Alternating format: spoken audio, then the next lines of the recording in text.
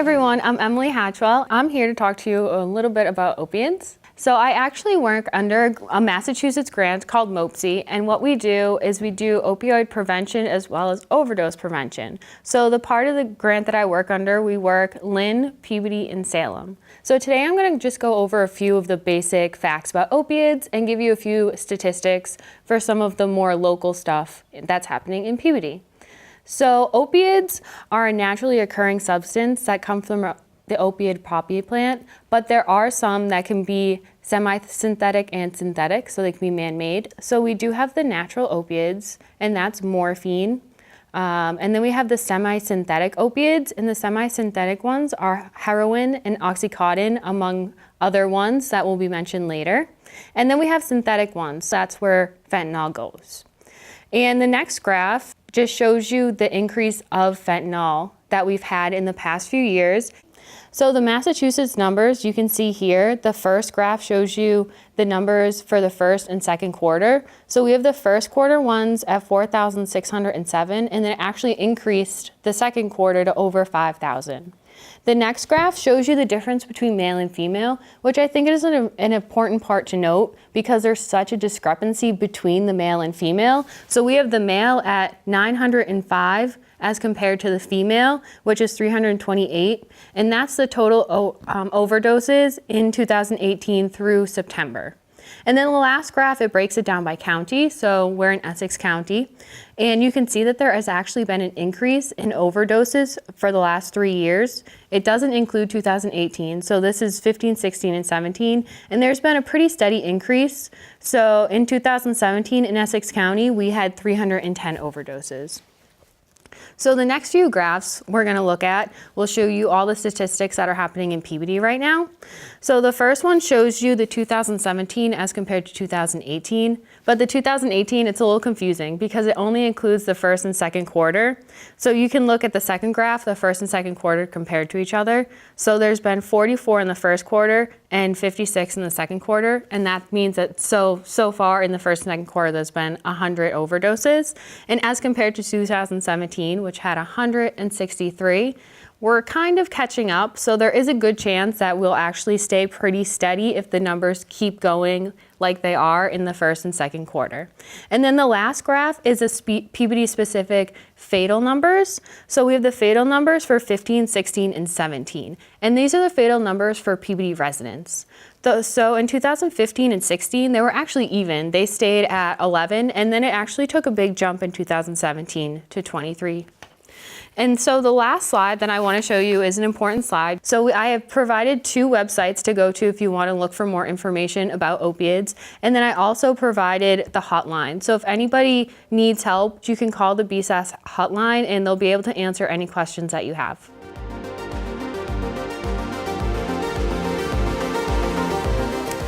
Hi, I'm Chassie Robinson, Public Health Nurse for the City of Peabody Health Department.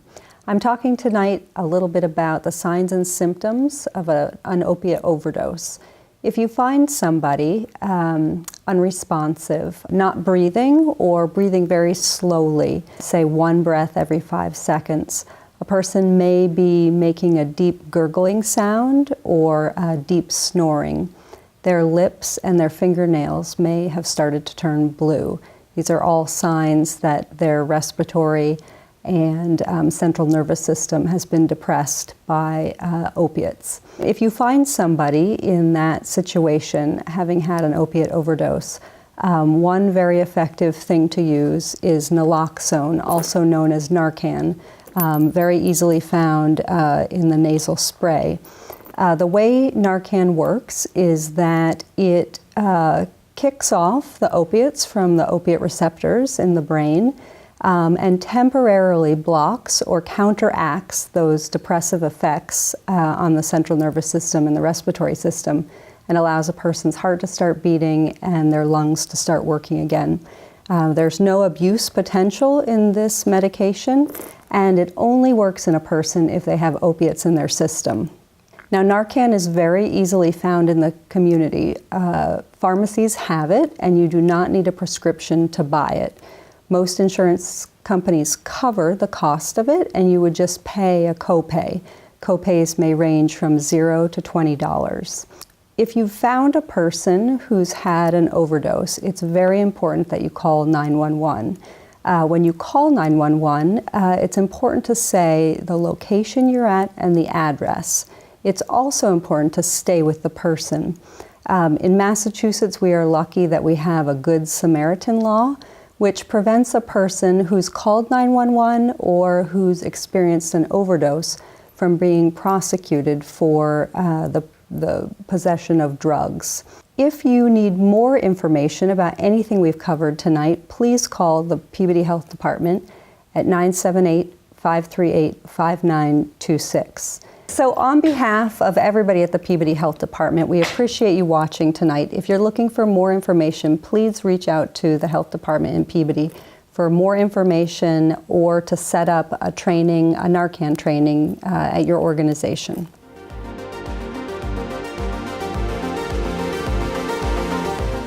Welcome. My name is Sean Miles. I'm the Director of External Education for Cataldo.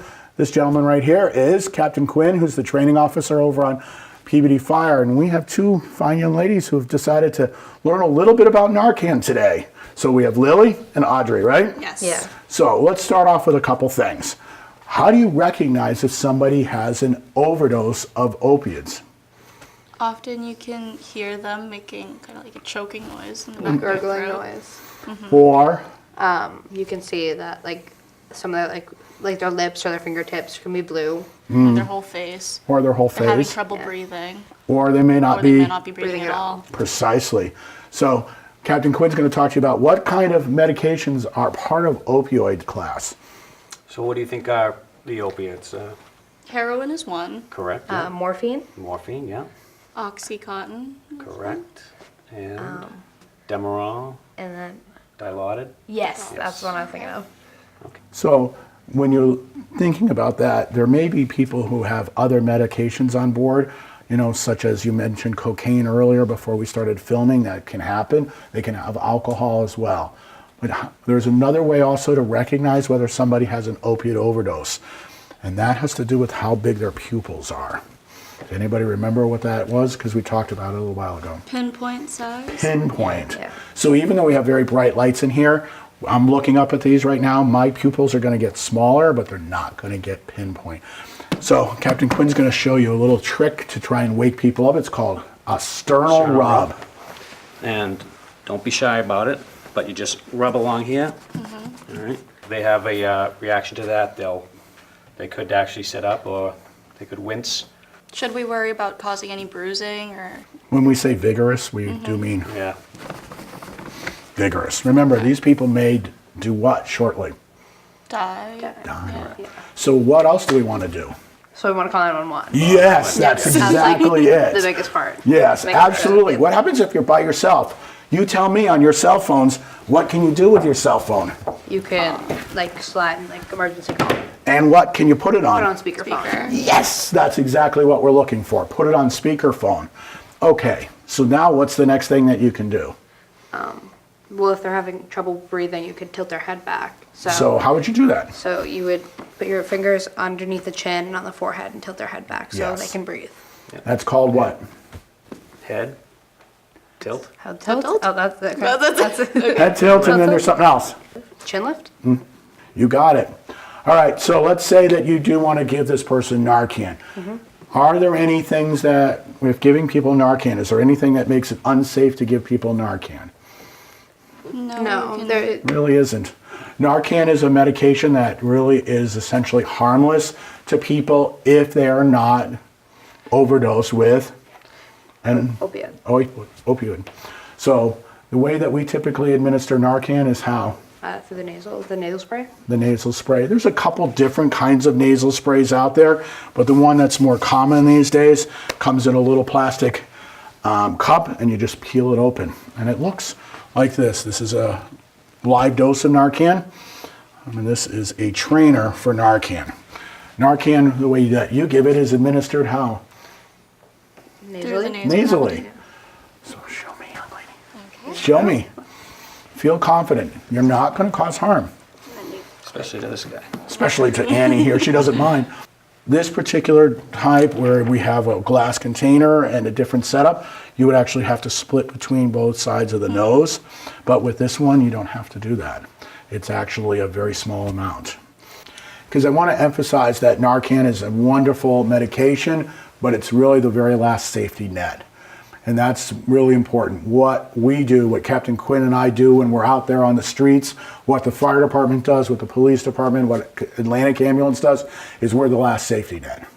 We go out to any of the calls that we've been on and do some outreach there. We go out with a clinician from Healthy Streets and check on to see if you know, if the person needs anything, how they're doing, and Provide them with opportunities for services. some information about, you know, for treatment if they need it, and things like that.